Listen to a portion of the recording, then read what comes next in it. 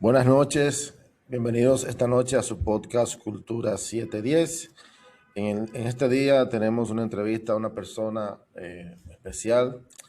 Tenemos en el día de hoy al representante y presidente de Casa Abierta, el licenciado Radamés de la Rosa, que estaremos charlando con él un tema muy interesante acerca de lo que hace Casa Abierta y lo que son las adicciones y sobre política de drogas. Buenas noches, Radamés, ¿cómo está usted? Buenas noches, doctor Lecter, un gusto, encantado de estar con usted. El placer es mío, licenciado, porque de hace mucho yo lo contacté a usted y no habíamos podido cuadrar. Bueno, pero ya estamos aquí, eso es importante. Sí, sí, tenemos un par de cosas que discutir.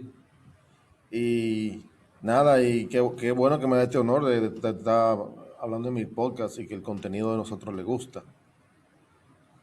Bueno, creo que es que tu podcast es una novedad en República Dominicana y es algo que realmente puede ser de mucho aporte al debate nacional sobre el tema de droga y especialmente el tema del cannabis.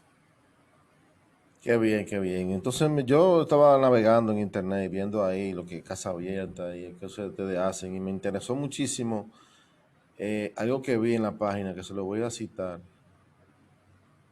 acerca de la visión de Casa Abierta, ¿verdad? Me encantó Sí, ese, ese término que vi en la... Déjame buscarlo aquí, parece, estoy buscando. Este internet está lentísimo. ya.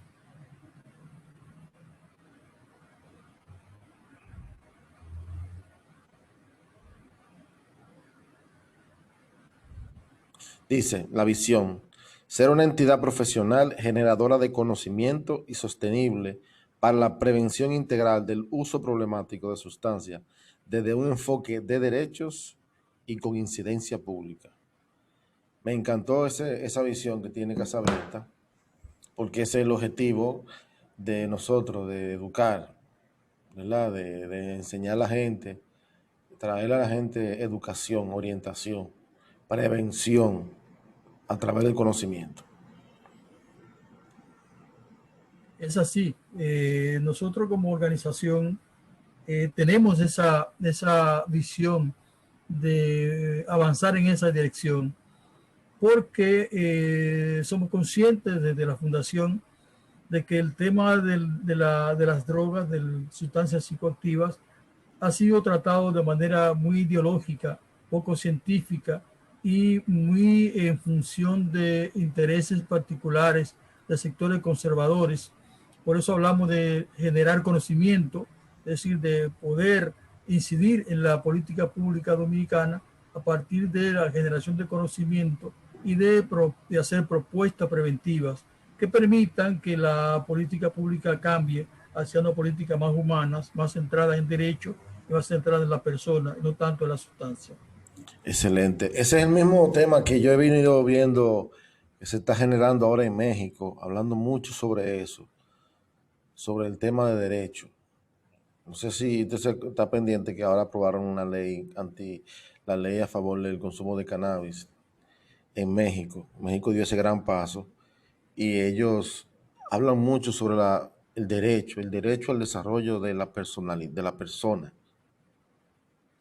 Sí, si tú miras la constitución dominicana y casi todas las constituciones del mundo tienen como base el derecho de la persona al libre desarrollo de su personalidad. Es Exactamente. decir, se supone que el Estado, como los gobernantes que dirigen el Estado, tienen que respetar los principios constitucionales que implican ese respeto al ser humano en su individualidad. Es decir, el Estado, decía un conocido profesional colombiano que ya falleció, él decía, el Estado puede pretender que las personas sean buenas personas, pero no puede establecer normas para que la gente sean buenas personas. No puede imponerle un tipo de personalidad al ser humano. Y eso es lo que está pasando en todo el mundo. En América Latina estamos más atrasados que en Europa, Sí, pero yo está estaba pasando en todo viendo. el mundo. Sí. Con respecto a eso de política de droga, he visto que los países hay países donde las drogas han sido despenalizadas. Yo quiero saber cuáles son esos países y cómo ha sido eh, la política de droga y cómo eso ha impactado en la sociedad después de haber tomado esa medida. No sé si me entiende el concepto de la Sí, sí, pregunta. perfecto. Mira qué pasa. Las políticas públicas sobre droga en todo el mundo han estado influenciadas por el modelo norteamericano de guerra contra las drogas. Es un modelo que se centra en la sustancia y se centra en la estrategia del miedo. Es decir, le Ok. decimos a la gente que la droga lo van a matar, que la droga le van a hacer daño y la gente va a dejar de consumir la droga. Una mirada muy simplista del fenómeno, con una mirada no científica, y entonces han impuesto esta mirada a todo el mundo y lo han impuesto a partir de las estrategias geopolíticas que manejan los estados poderosos como Estados Unidos. Y se lo Eso me impusieron a toda. recuerda a la gran propaganda que se hacía en los años 30 y en los años 40 en cuanto a la producción del cannabis. Y llegaron a hacer películas falsificando conceptos y ideas. O sea, haciendo algo totalmente propaganda sucia en contra Así es, con el cannabis se hizo peor que con el alcohol en los años 30. O y sea, el alcohol también con el, fue tema de eso. sí, Tuvo una vez con el penalizado. cannabis, sí, estuvo por unos 10 años, estuvo penalizado, o sea, estuvo legalizado en Estados Unidos. Pero con el cannabis se hizo peor, porque el cannabis fue una vinculación ideológica fundamentalmente. O sea, era el tema de lo que tenemos hoy en el mundo, el tema de las migraciones, los mexicanos que fueron los que introdujeron en Estados Unidos el consumo del cannabis, era la forma de golpear al migrante mexicano. Entonces, el cannabis, que ya tenía toda una trayectoria en el mundo de consumo recreativo y de consumo medicinal, fue legalizado y fue llevado a una categoría en las convenciones de Naciones Unidas, donde aparece como que no tiene ninguna finalidad terapéutica y que es una droga dura, una droga difícil de consumir.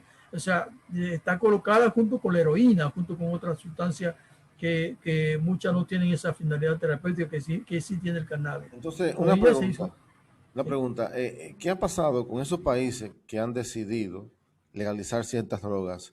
Primero, que vamos a ver de drogas. ¿Hay tipos de drogas diferentes? ¿Cómo se clasifican las drogas? Y No, sí, en el ámbito de control de drogas. las clasificaciones están establecidas en las convenciones de drogas y casi todas las leyes de nuestros países están basadas en esa convención. Es decir, hay una clasificación que establece cuáles son las drogas que no tienen ninguna finalidad terapéutica, las Ujú. drogas que llaman duras, Sí, como la heroína y los derivados del opio, y las drogas que tienen alguna finalidad terapéutica se considera que los estados deben propiciar la investigación sobre ella y deben propiciar que la persona que la necesite tenga acceso a ella. Pero eso básicamente ha sido una declaración. En general lo que se ha hecho es prohibir en todas partes. Entonces, cuando hablamos de sustancias prohibidas, parece que son sustancias diferentes a las que no son prohibidas. Y realmente exactamente, exactamente. Por eso la gente cree, no, porque el alcohol sea legal no quiere decir que no sea malo. Y porque el cannabis sea ilegal no quiere decir que tampoco sea malo. O sea, la peor droga más legal, la más mortal que existe es el alcohol.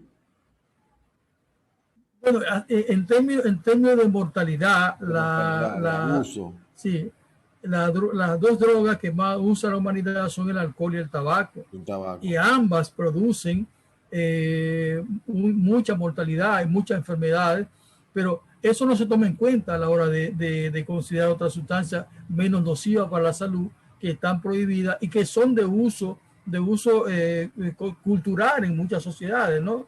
Por ejemplo, el cannabis es de uso cultural en Jamaica, por ejemplo, en Sí, México, México. y se ha extendido a otras sociedades el uso recreativo del cannabis y el uso medicinal también. Entonces, ¿qué pasa con esto? Que lo que ha habido una mirada ideológica que ha impedido a las sociedades tener acceso a esta sustancia de manera adecuada, como sería el tema de la regulación, porque muchas veces dicen, legalizar la droga, eso sería un gran problema. Bueno, lo que necesitamos es regular la sustancia. Sí, como se hace con regulado. el alcohol y el tabaco. Ahora, las regulaciones en República Dominicana de alcohol y tabaco son inexistentes prácticamente. Aquí se consume alcohol y tabaco a cualquier hora, en cualquier sitio y cualquier persona. En un país organizado usted no puede salir a la calle con una botella de cerveza, con un trago, con un vaso de ron. Aquí se puede, porque las regulaciones son muy pobres acá. Entonces, hay que regular de manera adecuada para evitar que los niños, los adolescentes, consuman estas sustancias, que son los que están en peligro, por los que están en la etapa de desarrollo. Pero a los adultos, no debe haber prohibiciones para las personas adultas, debe haber regulaciones estrictas para que ellos no promuevan los consumos en los más jóvenes. No, y que lamentablemente existe una tendencia del ser humano a que lo prohibido él lo hace atractivo. O sea, quizá la mentalidad de las personas fuera diferente si las cosas fueran legales. El tema es que las prohibiciones son siempre arbitrarias, o sea, las prohibiciones no toman en cuenta al ser humano ni a las condiciones sociales donde se vive. Las prohibiciones son siempre autoritarias. Entonces, cuando ustedes quieren imponer algo sin ningún razonamiento, sino porque yo lo decidí, entonces la gente dice, pero ¿por qué tienes tú que prohibirme a mí hacer esto si yo no estoy haciéndole daño a nadie con hacerlo? Y lo hacen en desafío a esas prohibiciones ilegales que hay. Es uno de los componentes del consumo de sustancias que muchas personas, pues, sobre todo adolescentes, jóvenes, Mira, empiezan el consumo por esa en prohibición. estos días, un amigo mío, estábamos hablando de Dubái. En Dubái, por ejemplo, no sé si usted sabía, en Dubái el alcohol está prohibido. En Dubái no se puede consumir alcohol ni beber alcohol, solamente está permitido en los hoteles para el uso de los turistas y solamente en los hoteles. Entonces, ¿usted se imagina que esa ley de Dubái se aplique aquí en República Dominicana con el alcohol? ¿Eh? Pero en Dubái, como en todos los países musulmanes, el alcohol está prohibido. Pero no significa que no se consuma alcohol. Claro, O se sea, consume. igual como aquí está prohibido el consumo de marihuana, de cocaína, de cannabis y de otras sustancias, de éxtasis, de todas las sustancias que son ilegalizadas por las convenciones, pero se consumen en toda parte. O sea que lo mismo pasa en los países musulmanes. La gente tiene prohibido consumir alcohol, no se vende alcohol fácilmente, pero la gente lo compra por medio clandestino y lo consume igual que si fuera legal. Sí, sí, sí. Entonces, definitivamente las políticas provisionistas no son eficaces. No lo ha demostrado No, no. la historia, lo ha demostrado el tiempo. Hablemos de los países que han hecho historia. ¿Cuáles países que han tomado, han cambiado la política y cuáles son los resultados que han tenido esos países, por ejemplo?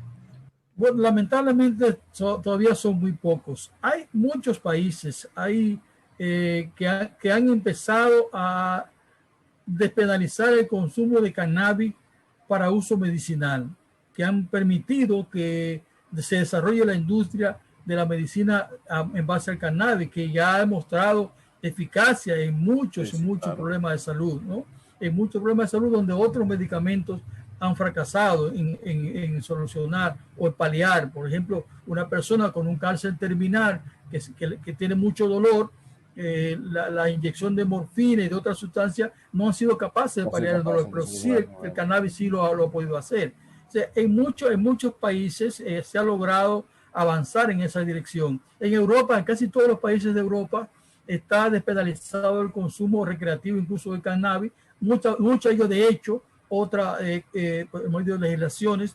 En los Estados Unidos hay más de 33 estados que han despenalizado el consumo recreativo y medicinal De de hecho, no cannabis. sé si lo íbamos Sí, a anunciar en la noticia, íbamos a decir en la noticia, hace apenas una semana, no sé si le mandé la noticia a usted, de que hay un senador del Partido Demócrata que ya tiene el proyecto de ley y lo va a someter al Congreso para la despenalización federal del cannabis en los Estados Unidos. O sea, ya él tiene la ley y la va a presentar y la van a debatir en el Senado. O sea, ya Estados Unidos está empezando a debatir acerca de ese tema. no, y de hecho eso es inexorable. O sea, hay una frase que se le atribuye a Abraham Lincoln.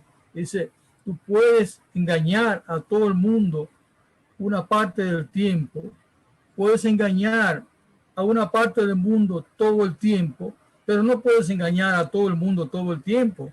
O sea, no puedes mantener una prohibición absurda a todo el mundo todo el tiempo. Entonces, poco a poco los países van.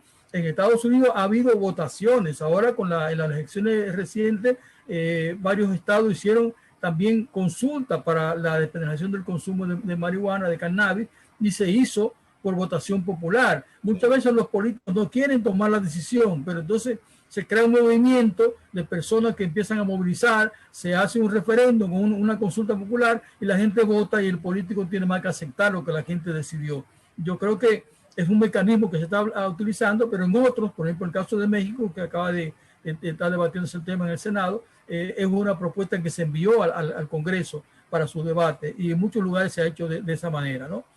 Lamentablemente son pocos los países que han modificado su política de droga de manera radical. En el caso de Portugal, por ejemplo, que despenalizó todas las drogas y que han creado un sistema donde ellos no persiguen a la persona que usan sustancias. Okay. Han creado una comisión que se llama Comisión de Disuasión, donde las personas que son encontradas no se anda buscando si usted tiene droga en su ropa, en su posesión, no se anda persiguiendo eso. Si a usted lo detienen por alguna causa diferente y le encuentran que usted está en posesión de una sustancia psicoactiva, lo mandan a esa comisión. Pero esa comisión no tiene ninguna vinculación penal, ninguna vinculación para generar ningún tipo de mecanismo de judicialización de la persona. Simplemente una comisión para ir a conversar con usted y explicarle, darle informaciones para ver si usted no está informado de lo que puede ser peligroso esa sustancia. Portugal ha logrado bajar los índices de mortalidad por sobredosis, han bajado la delincuencia, han bajado a las personas que han sometido a la justicia y han aumentado las personas que buscan ayuda por consumo problemático. O sea, la política no prohibitiva. Inclusive yo escuché de festivales de música electrónica, donde muchas personas consumen muchas drogas en esos festivales. El gobierno tiene, o empresas tienen laboratorios en las entradas de los, y ahí se prueban la calidad de la droga que tiene la persona en la mano y se habla de su procedencia y todo. O sea, hasta ese punto han llegado para orientar a las personas. Me refiero, aunque estén prohibidas las drogas, ellos orientan a la gente a decirle, mira, lo que estás consumiendo, eso no es lo que te vendieron. ¿Me entiendes? Hasta ese punto han llegado las políticas de droga en esos países. Sí, por ejemplo, en España. En España hay muchas entidades sociales, ONG, que yo conozco, que he estado en reuniones con ellas, que tienen esos programas de ir a los lugares donde están los jóvenes divirtiéndose y allí le dicen, bueno, te examinamos lo que te vendieron ahí dentro y te decimos, ojalá que no consumiera nada, pero por lo menos debes saber qué está consumiendo para no arriesgar tu vida, ¿no? Eso está ocurriendo. Y el mismo hecho de los centros de consumo saludable, como se le llama, o salas de venopunción, que fueron bautizadas como narcosalas, lugares donde las personas que usan heroína, por ejemplo, que ya son personas que no han logrado de alguna manera recuperarse, van a ese sitio y pueden inyectarse la heroína de manera tranquila, no debajo de un puente, con una jeringa usada, sino con condiciones de salud, con una enfermera que te va a asistir, un médico que está allí pendiente por si tú te das una sobredosis. Hay una visión humana del consumo de sustancias problemáticas. No hablemos ya del tema del consumo recreativo, que es un tema que no le preocupa a nadie en sentido general, porque las políticas públicas no están centradas en sustancias, sino en la persona. Le preocupa a las personas que están consumiendo de manera problemática. Pero el consumo recreativo no es una preocupación, porque no debería ser una preocupación para nadie. ¿A quién le importa si yo me tomo un vaso de cerveza, una copa de vino, un vaso de whisky en una fiesta? ¿A quién le importa? A nadie le importa eso, es mi vida.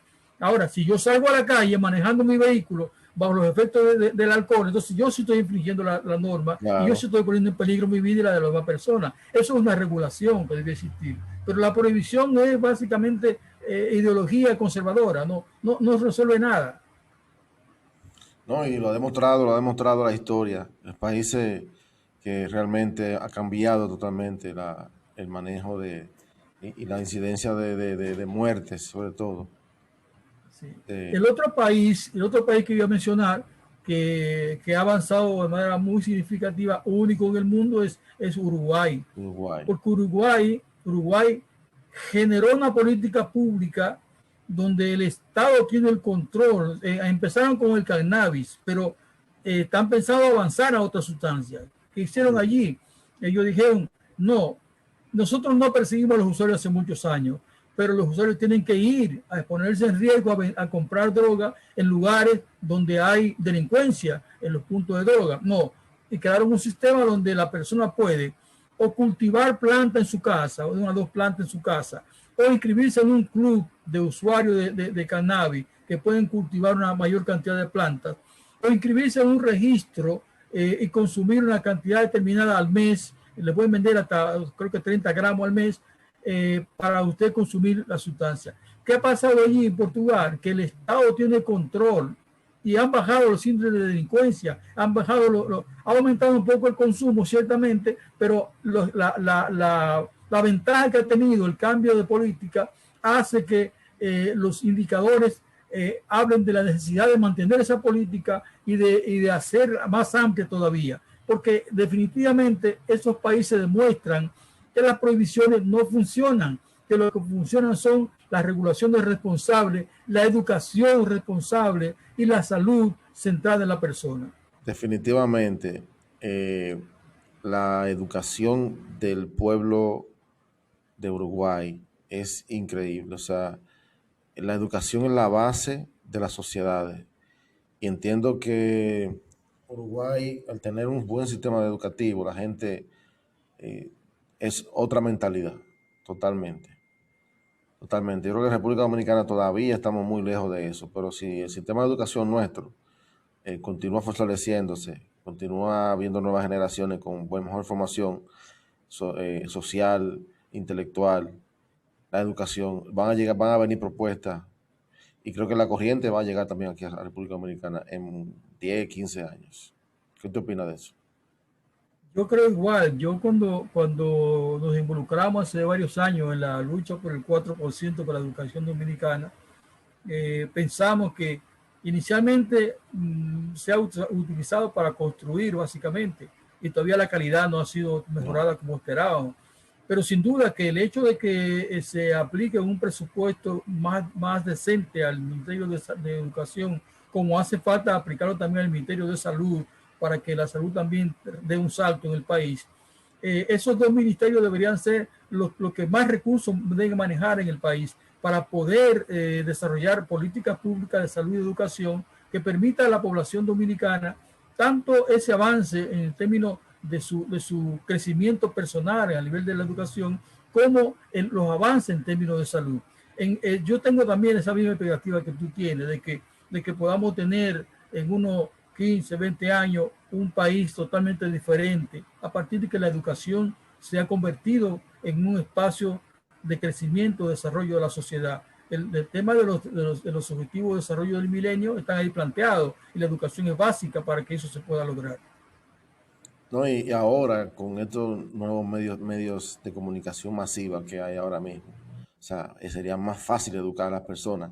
Lo que yo no entiendo es cómo el Estado no ha aprovechado las redes sociales para, para educar a las personas, para dar educación, modales, moral y cívica, ese tipo de señales de tránsito. O sea, yo hoy mismo estaba manejando en la calle y yo dije, señores, pero es para atrás que vamos. O sea, el tráfico está horrible y el tráfico es por falta de educación de la gente. Si la gente fuera más educada, la gente manejara mejor. Así es, el tema de educación es fundamental en todo sentido de la palabra. Ya conseguimos el 4%, ¿verdad? Conseguimos el 4%. Ahora necesitamos que ese 4% se haga en política que realmente tenga impacto en la sociedad, en la educación. Porque no creo que ha logrado tener mayor presupuesto en la educación. No ha logrado no tener el impacto que se esperaba. Entiendo yo. ¿Qué tú opinas de eso? Sí, hasta ahora los políticos se han aprovechado del 4% para construir y como sabemos aquí la corrupción es un tema muy importante en el manejo de la finanza pública.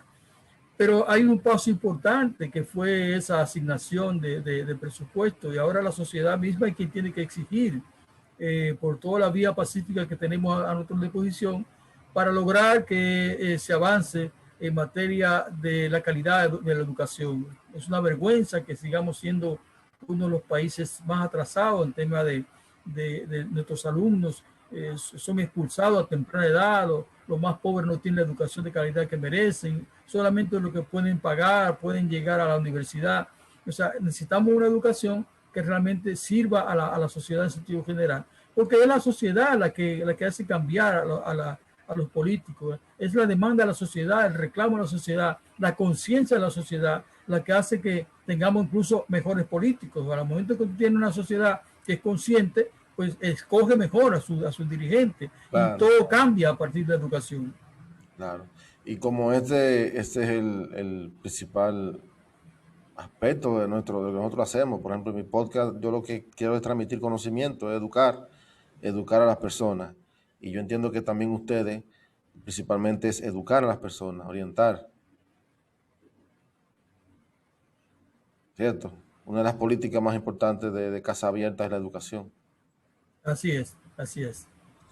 Muchas gracias, licenciado. De verdad que está muy interesante el tema de lo que ustedes hacen en Casa Abierta. Y en cuanto a política de droga aquí en República Dominicana, ¿usted cree que se ha avanzado algo? ¿Se ha logrado eh, llevar al Congreso alguna, no sé, alguna eh, propuesta de algún proyecto de ley por ejemplo, por el uso de cannabis, por ejemplo, desde el punto de vista medicinal sobre todo? No hemos llegado al Congreso aún, pero sí hay un trabajo que se ha realizado. Hay una mesa de coordinación interinstitucional que funcionaba con organismos de Naciones Unidas como el PNUD, la ONU-SIDA, la UNODC, organismos del Estado como Salud Pública, el Consejo de Drogas, CONAVICIDA, el Ministerio de la Mujer, muchas entidades del Estado y entidades sociales. Esa mesa se reunió por varios años y hay una propuesta, hay un proyecto de ley que modifica o que transforma la política pública del país. Pero esa mesa dejó de funcionar hace poco y hay un grupo de organizaciones que estamos creando una coalición para retomar el punto donde lo dejó la mesa y seguir adelante. Hace poco el presidente del Consejo de Droga dijo públicamente, creo que una noticia de hoy, que la ley de droga dominicana es obsoleta. No sabemos qué significa para él que es obsoleta, porque es un policía, pero vamos a ver, es una declaración interesante que permite uno decir, bueno, aquí se va a abrir un debate, porque si ya las autoridades están reconociendo que es Claro, una ley obsoleta, que Casa Abierta lo viene diciendo hace 47 años, sí, sí, entonces sí. es un punto de avance. Pero todavía concreto no tenemos nada. Ahora sí tenemos mucha perspectiva, mucha expectativa de que abriremos ese debate y de que en poco tiempo tendremos un grupo de legisladores discutiendo un proyecto de ley que está centrado fundamentalmente en el tema de derecho, en el tema de salud.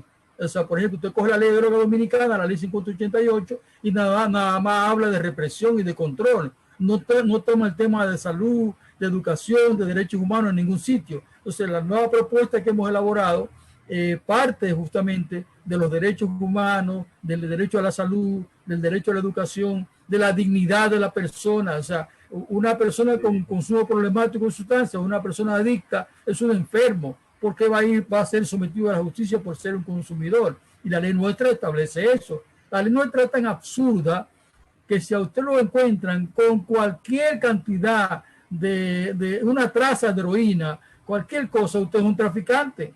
Y eso es absurdo. Incluso eso fue ratificado por el Tribunal Constitucional. Y ahora dice, bueno, ¿dónde están los tribunos dominicanos que son capaces de afirmar una barbaridad como esa? La ley establece categorías de usuario, de distribuidor, de traficante y de patrocinador. En el caso de la heroína, a usted lo encuentran con cualquier cantidad y usted es un traficante.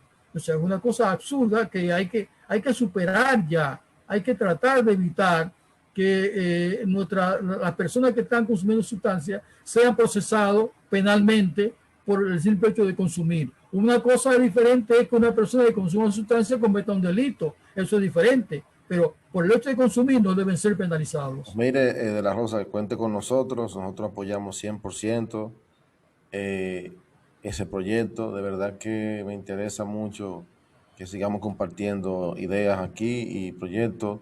Esa opinión del jefe de la DNCD me pareció muy buena, porque quizás ya la mentalidad de la educación le llegó, le tocó, y quizás realmente cambien las políticas, porque de eso se trata, de que debemos evolucionar como país, como sociedad. Tenemos que avanzar. Entonces, de verdad, muchas gracias, licenciado, por ese tema. Yo creo que más adelante seguiremos hablando de muchos temas. Me gustaría con ustedes dedicarle solamente un programa a la prohibición del cannabis y la evolución histórica de esa prohibición. Me gustaría tocar ese tema con usted luego, en otro capítulo. ¿Qué le parece? Con mucho gusto, a tus órdenes. Me parece que, como te dije, este es un espacio que debe difundirse y debe apoyarse para que se desarrolle mucho más. Muchas gracias y buenas noches. Buenas noches, a tus órdenes siempre.